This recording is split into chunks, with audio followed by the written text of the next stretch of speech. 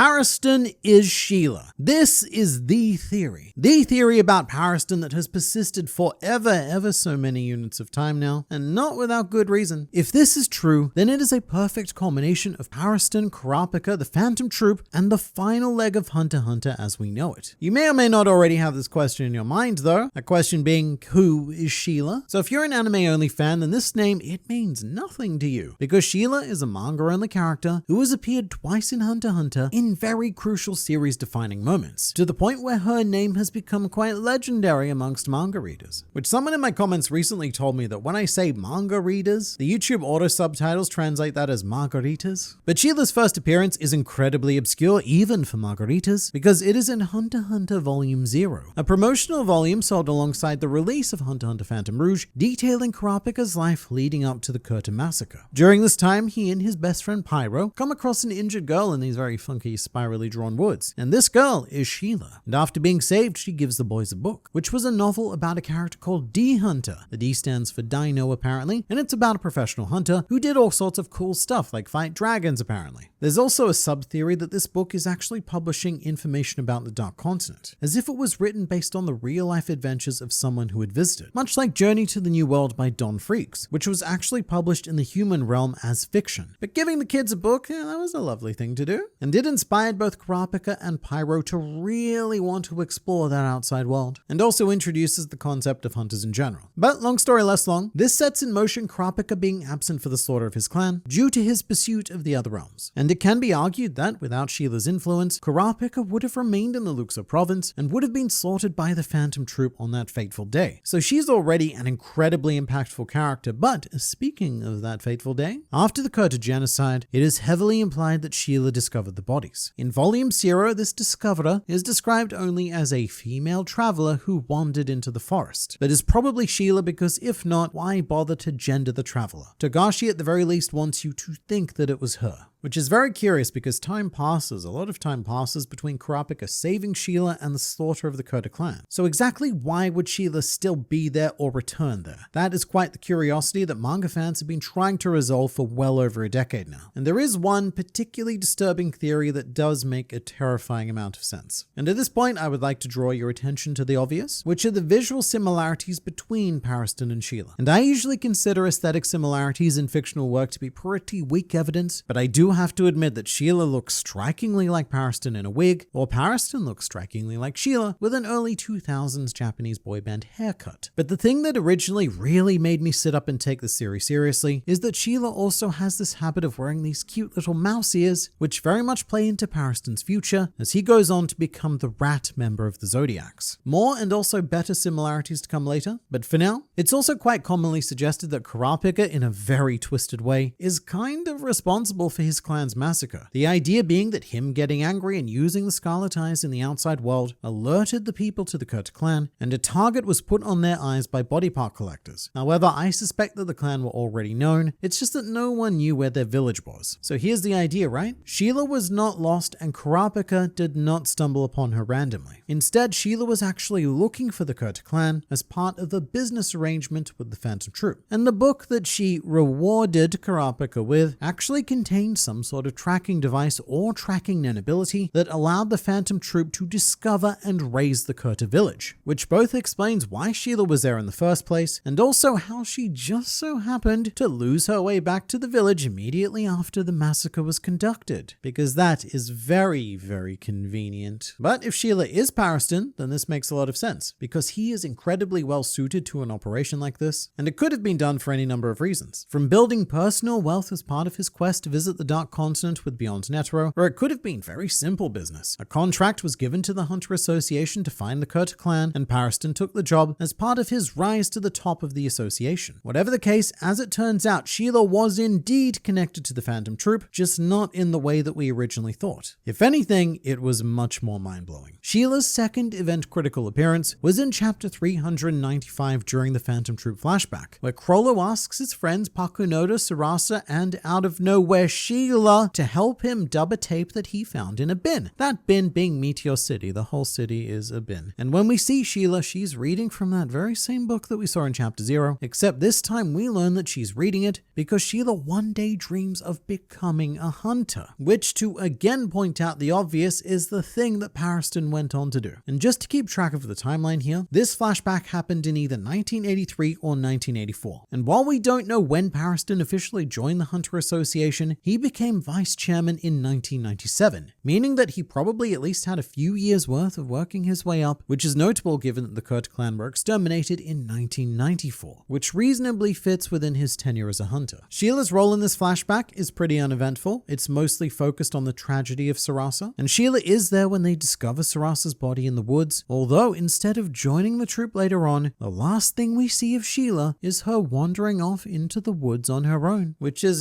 pretty classic Sheila. That's how we met her in Volume 0, wandering in the woods alone. Although I would say that in this case, it's a very ill-advised thing to do, given that Sarasa was just abducted and murdered because she wandered off alone. And it's a very interesting facial expression that we see on Sheila. She is understandably not at all happy about the situation, and I originally took this as a look of disappointment. The disappointment that she knows that her friends are now dedicating their lives to revenge, and she wants no part in it, and this is all very sad. But having gone back on it, I could also see this being a look of guilt, and the possibility did cross my mind of, what if Sheila was responsible for Sarasa's death? What if she was in on the deal for whoever abducted Sarasa, selling out one of her friends for a nice tidy sum, or access to something that could get her the hell out of Meteor City to pursue her dream of becoming a hunter? Which is a crazy thought, because if that were the case, then Sheila would be responsible for both creating the Phantom Troop and Kurapika, two forces that were determined to rip each other to pieces during York New City, and may still do so during the succession contest. Sheila is she's such an enigma. How was she present for these two series-defining events? And also finding the bodies on both occasions. I mean, maybe Sheila is just incredibly unlucky and brings misfortune to everyone around her, or maybe there's something more happening here. Something more like, say, a desire for happiness. As Pariston himself says, I feel happiness when people hate me, and I feel compelled to hurt the things that are dear to me. And when you read this flashback, it's very clear that Sarasa is dear to Sheila. And in Volume 0, Sheila seemed to form a genuinely lovely connection with Kurapika and Pyro. So everything that has happened around Sheila has happened to people who are dear to her. And I should also point out that when saying this, Pariston pictures a doll with its eye ripped out, which may be a subtle hint being involved in the Kurta massacre, given that their eyes were gouged out. And there's also another curiosity to touch on. In 4th Prince Saradnik's art collection, there is a fully preserved Kurta head, which serves as the centerpiece of the eyes, and that is thought to be Pyro's head. And so what I'm envisioning now isn't just Sheila giving the method to find the Kurta clan to the Phantom Troop, but also actively participating in the genocide, and personally selecting to torture and dismember Pyro because she has the strongest connection to him. And being compelled to hurt, she then turns Pyro into a unique work of art to be sold. And then after the troop left, Sheila yelled, "Oh no," and acted like she'd conveniently stumbled into the village. You know that village that no one knew the location of? How funny that two completely separate parties stumbled upon it on the same day. I also want to bring things back to the book, D Hunter, because this could also explain Pariston's motivation to go to the Dark Continent in the first place. This book is an action-adventure featuring, as hinted, dinosaurs and other dinosaur-like creatures, which we do know exist on the Dark Continent, alongside many other monsters, mysterious cities, ruins, dungeons to explore, and all sorts of incredible treasures to find. And in the flashback, Sheila goes so far as to say, "This is the only book I read, because I'm gonna be a hunter someday," implying that the content of this book is everything that Sheila is working towards. So Pariston could be orchestrating all of the this just to make his childhood dream come true, because after becoming a hunter, things were not like how they are in the book. He became a hunter because of that book, and he wants to live that story. Provided he is Sheila, of course, which is a big if, but not an impossible if. And contrary to my earlier wording, I'm not suggesting that Pariston became Sheila. I would be more suggesting that Sheila became Pariston, which would be very much in keeping with Yoshihiro Togashi's theme of androgyny in Hunter x Hunter. Togashi quite often likes to blur, flip, and ambiguize gender norms in the series. The most obvious example being Kurapika himself, who is drawn with very traditionally feminine features, and Kurapika even uses this to his advantage at one point, disguising himself as a woman during York New City. And a less obvious example would be Kalito Zoldyck. I say less obvious because many people go through this entire series and never realize that Kalito is actually male. And it's the same with Alaka, who is also biologically male. Then there's Bisky's obsession with looking cute and feminine, as opposed to her more masculine natural body, and even the idea of Kite, who was reincarnated as a woman. But I have to say the ultimate example would be Neferpito, whose gender is always, and it's always an interesting discussion because it changes depending on whether you watch the anime or read the manga. There's a lot more to Pito than that, which I'm not going to get into here. The point is that Togashi enjoys playing with gender and ambiguity, and Pariston, being the same person as Sheila, would play perfectly into that established theme of Hunter x Hunter. And also, as a side note, there's also a common trend of dolls accompanying characters who take on these themes. These characters are often mentally pictured with dolls like Pito, physically surrounded with them like Alaka, have Nen abilities that are related to them like Carlito's paper dolls, or have external media like Bisky being pictured on the front of a volume cover carrying a doll. Togashi has a whole thing about dolls. It's a weird and huge topic that probably needs a video of its own, but as we've already explored, Pariston fits into this due to having his own doll assigned representation. And there's also a really fun idea that Kurapika has never met Pariston, which is funny because they both occupied the same zodiac role. They are both the rat. And this could tie up the stories of the Phantom Troop and Kurapika quite nicely. Pariston is, of course, also on his way to the Dark Continent, and if it were discovered that he was the one responsible for both the Curtain massacre and the Sarasa killing as Sheila, then it brings our drama to a fairly maximum boiling point. Because if it isn't Pariston, then who even is Sheila? And why does Togashi keep coming back to her in these pivotal moments? And also, what has she been doing these last 15 years or so? Did she ever become a hunter? Did she ever even take the exam? No matter how this turns out, she is a big deal and has been an integral part of the very foundation of Hunter x Hunter, and I really don't think that the Pariston connection is at all out of the question.